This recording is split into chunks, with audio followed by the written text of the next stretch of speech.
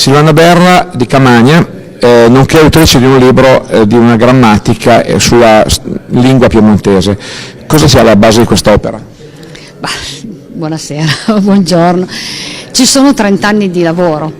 30 anni, innanzitutto non è una grammatica, è un manuale della lingua piemontese, la variante nostra del Monferrato, che ha ragioni storiche. In questo manuale ci sono due parti distinte. La prima parte è la storia di questa lingua, come si è formata dall'inizio del mondo celtico fino ai nostri giorni, tutta la letteratura enorme di cui noi pochi sono a conoscenza, libri, testi, manuali, grammatiche purtroppo nascoste, tenute in sordina, e poi dopo un manuale che dà la possibilità ai monferrini e a coloro che hanno padronanza della lingua di riuscire a scriverla in una maniera corretta per poterla trasmettere in futuro alle generazioni con un codice di grafia, che è la grafia storica della lingua piemontese, in modo tale da non creare confusioni nei pochi lettori futuri, perché noi che abbiamo la conoscenza di questa lingua non abbiamo problemi a parlarla, però abbiamo problemi a scriverla.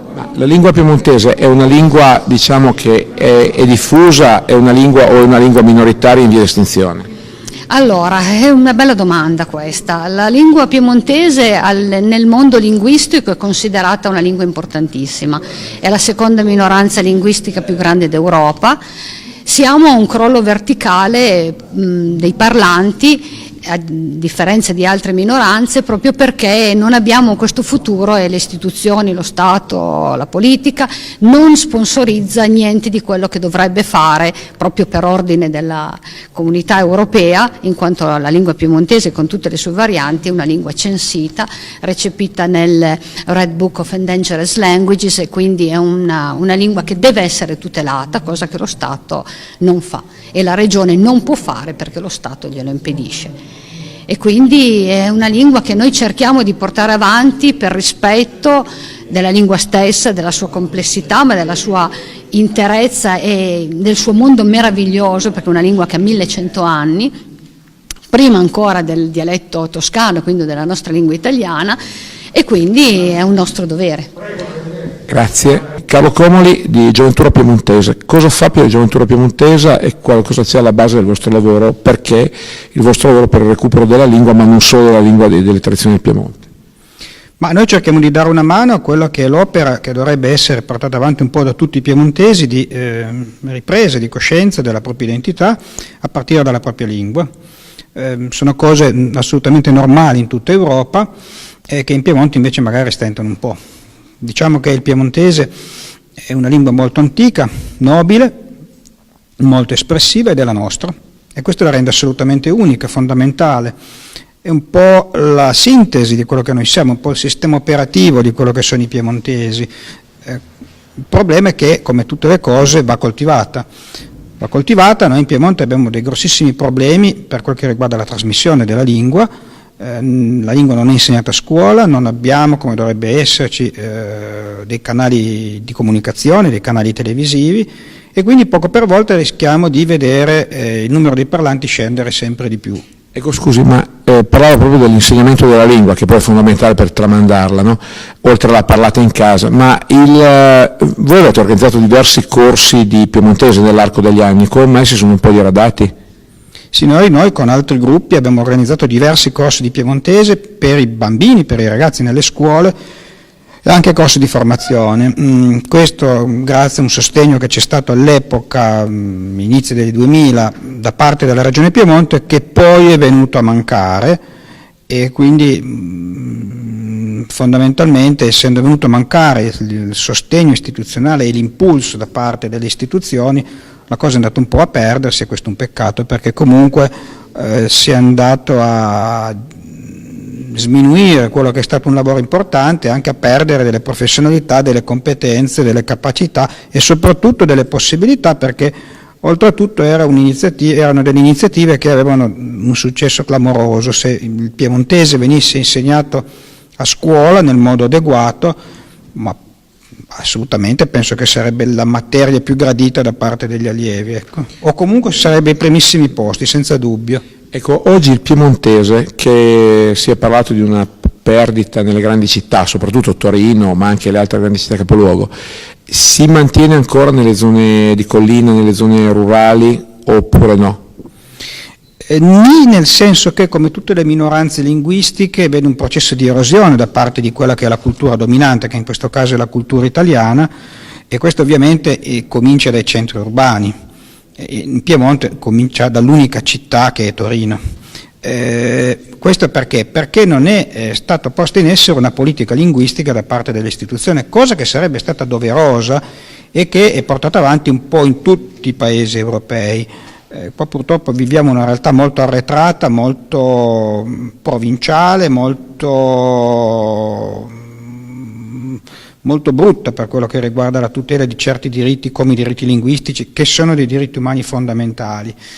E per cui ovviamente la diffusione, l'utilizzo della lingua piemontese è diminuito a partire dal centro del Piemonte, cioè da Torino. Purtroppo questa diminuzione, questo calo del numero dei parlanti si sta diffondendo anche nelle aree periferiche, quindi anche in campagna. Pensiamo a città come Asti, Cuneo, ma non soltanto, anche proprio la campagna propriamente detta. Ma perché è normale? Il piemontese soffre di una terribile mancanza di prestigio, e per cui mancanza di prestigio significa che i parlanti lo abbandonano, perché non serve a niente. Ma è quello che sta succedendo all'italiano.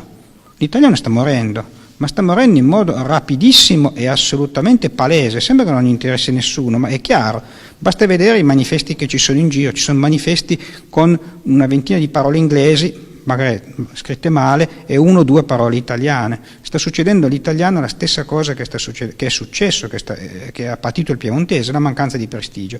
Mancanza di prestigio che porta a una diminuzione dei locutori e porta al fatto che la lingua muoia fondamentalmente. Però per esempio a Rosario, Università di Rosario in Argentina, c'è una cattedra o comunque un corso superiore organizzato all'università dove si parla in piemontese e dove si insegna il piemontese. Questo ne siete a conoscenza? Sì, assolutamente, ma è un atteggiamento assolutamente maligno, non giustificato e criminale da parte dell'università italiana il fatto che non ci siano iniziative del genere. Ma ricordiamo in Catalogna che non soltanto c'è un corso di catalano, tutto l'insegnamento in Catalogna, dall'elementare, dalle materne fino alla scuola superiore, fino all'università, è completamente bilingue, addirittura ci sono facoltà, ci sono università in castigliano e in catalano. Qui è esattamente il contrario, per cui è normale che a Rosario, dove si vive una realtà diversa e per certi versi straniera, ci siano delle iniziative di questo genere. E in Piemonte non è possibile, anche perché l'Università di Torino dipende dallo Stato italiano, che continua a conculcare i nostri diritti. I prof dell'Università di Torino prendono la pagnotta da lì e quindi dicono quello che dice il padrone politico. Fondamentalmente l'Università di Torino è un ente politico. Nel momento in cui non ci fosse più lo Stato italiano chiuderebbe in 24 ore e a quel punto magari potremmo avere l'insegnamento in piemontese. Grazie. Allora, Andrea Monti, assessore al bilancio del Comune di Moncalvo e presidente dell'associazione Guglielmo e Orsola Caccia. Ecco, per quale motivo il Comune di Moncalvo ha patrocinato questa iniziativa del 12 di novembre? Il Comune di Moncalvo ha patrocinato questa iniziativa perché vuole essere un'occasione per far conoscere ai cittadini di Moncalvo alcune informazioni, alcune nozioni relative alla lingua piemontese e al nostro territorio, e inoltre valorizzare ciò che i moncalvesi che ci hanno preceduto, faccio l'esempio del senatore Vincenzo Buronzo, hanno scritto. Infatti nella giornata verranno lette alcune poesie di Buronzo che vanno a raccontare anche personaggi di una Moncalvo passata che alcuni di loro ricordano. Inoltre ci sarà l'intervento del canzoniere Monferrino che proporrà dei brani che il canzoniere stesso ha registrato da persone moncalvesi che adesso non ci sono più, ed è importante tramandare ai futuri moncalvesi, giovani moncalvesi, ciò che hanno sempre fatto i nostri nonni.